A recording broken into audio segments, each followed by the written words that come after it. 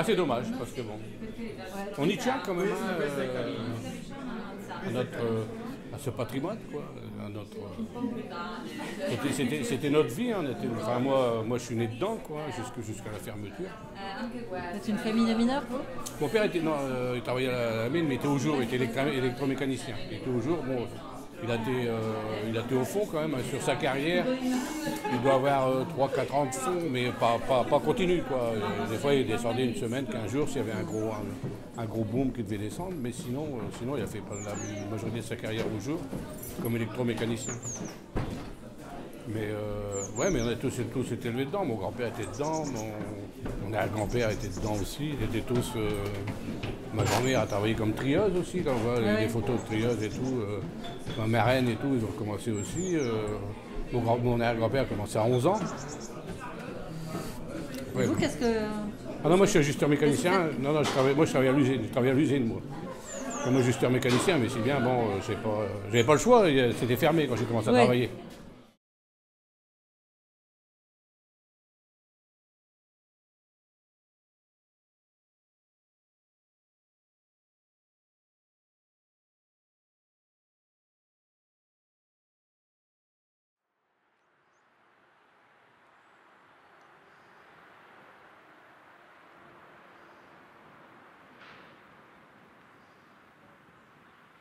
Dans les années 60, il y avait une théorie qui disait qu'à la fin des années 90, qui était pas fou, hein, ils avaient bien vu, hein, en l'an 2000, il n'y aura plus de mines dans le nord de la France, c'est pas fou. À 10 ans près, ils ne sont pas plantés, hein, enfin en 90, mais on est vraiment dans ces créneaux-là. Hein. Donc la seule condition de maintien du charbon, c'est de le moderniser, de le rentabiliser. C'est-à-dire qu'il faut concentrer des fosses, on verra après, hein, j'ai quelques éléments à vous montrer. C'est vraiment, on fait de la concentration, on rentabilise la production, on ferme les mines les moins rentables, on resserre, une politique de resserrement en fait. Et on a bien vu que dans les bassins charbonniers européens, que ce soit en Espagne, dans les Asturies, ou en Angleterre, ou en Allemagne, en Pologne, en Silésie, même si c'est des pays charbonniers qui fonctionnent toujours aujourd'hui, on sentait que le temps, le vent les tournait. C'était inéluctable. Et donc on s'est dit, il faut faire quelque chose, on ne peut pas tirer d'un coup de trait 300 ans d'histoire, c'est impossible. En fait, ce qu'on m'a raconté, c'est que lui, c'était un industriel, il avait une verrerie, il faisait venir son charbon de Belgique. Parce qu'en Belgique, en fait, le charbon est beaucoup plus au niveau du sol. Et donc, ça faisait vraiment très longtemps qu'ils utilisaient le charbon. Et donc, lui, il s'est dit qu'il devait y avoir du charbon aussi en France. Et donc, il a commencé à creuser des puits. Et il a eu beaucoup de difficultés à en trouver. Et un jour, il en a trouvé. Et évidemment, le jour où il en a trouvé, il y a beaucoup de gens qui ont commencé à s'intéresser au sujet, notamment des investisseurs du territoire, mais ça c'était au début du XVIIIe siècle. C'était en 1720.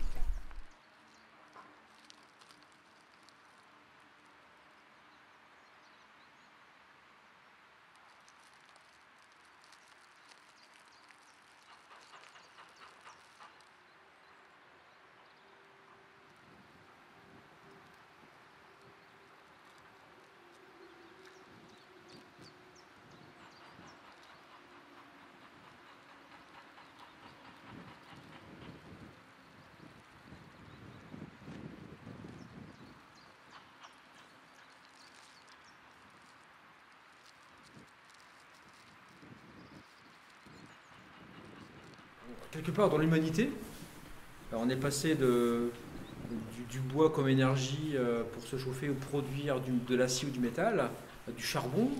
Après, on est passé au gaz, au pétrole nucléaire. Demain, c'est renouvelable. Donc, on fait partie dans l'histoire de l'humanité, de la révolution industrielle. On est dedans. Nous, c'est pour moi les grands bassins industriels sidérurgiques, c'est pas partout dans le monde. C'est très ciblé. C'est la banane bleue qui va de Glasgow à Milan, comme on dit, enfin, cette espèce de. En passant par Luxembourg, la Belgique, l'Allemagne. Donc c'est là que tout s'est passé, la puissance industrielle. Donc si on produit comme tout ça, voilà, c'est une partie de notre histoire qui disparaît. Vous chercherez. Et vous me le direz.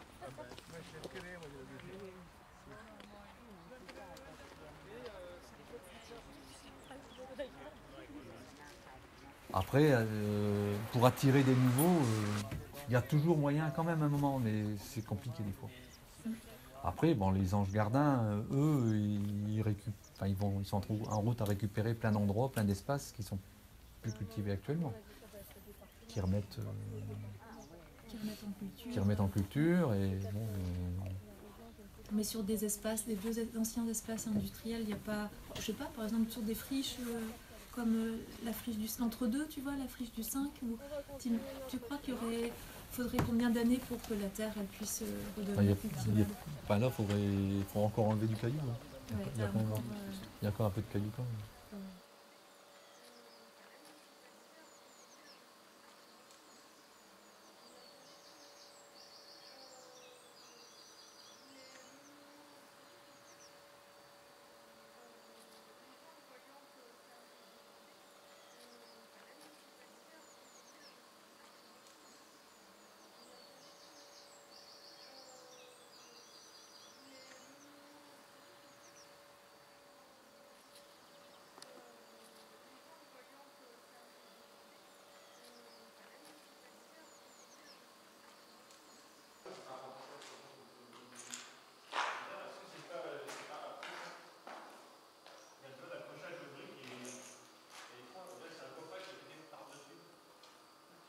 Qu'est-ce qu'on peut faire plutôt que ça territoire?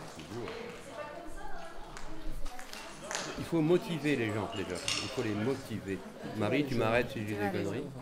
Il faut motiver les gens, il faut les intéresser, il faut les sensibiliser, il faut les impliquer. Voilà le terme, il faut les impliquer dans la vie de tous les jours. Non vanno lasciati alla loro inerzia disoccupati che si alzano a mezzogiorno. Voilà.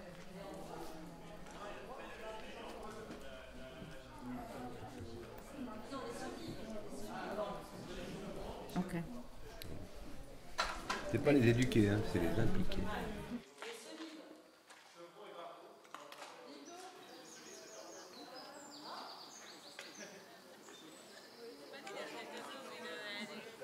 On imagine que dans le projet, il y aurait aussi plusieurs étapes, parce que c'est une culture et il faut instaurer la connaissance de cette production-là. Et il y a maintenant une filière qui commence à se mettre en place dans le Nord-Pas-de-Calais. Le problème, c'est qu'il n'y a pas d'unité de transformation. Les gens, même les plus pauvres, puissent accéder à de la nourriture de qualité et à la bio. Et que ce ne soit pas un produit réservé aux bobos et que sous prétexte que les gens n'ont pas d'argent, on se retrouve avec des produits industriels, avec des DLC. Non. Et puis trop d'emballage. Quand je vois maintenant que les fruits sont épluchés, ça me révolte. Mais on réfléchit à ça, que ça va un peu contre l'idée de produire dans les terrains et faire un marché local avec des produits locaux. Et avec cette récupération des invendus, ça va amener des produits qui... Mais après, c'est une réalité. Ils n'ont pas la même image. Oui. Mais après, c'est une réalité, tous ces produits qui sont gâchés. Ouais.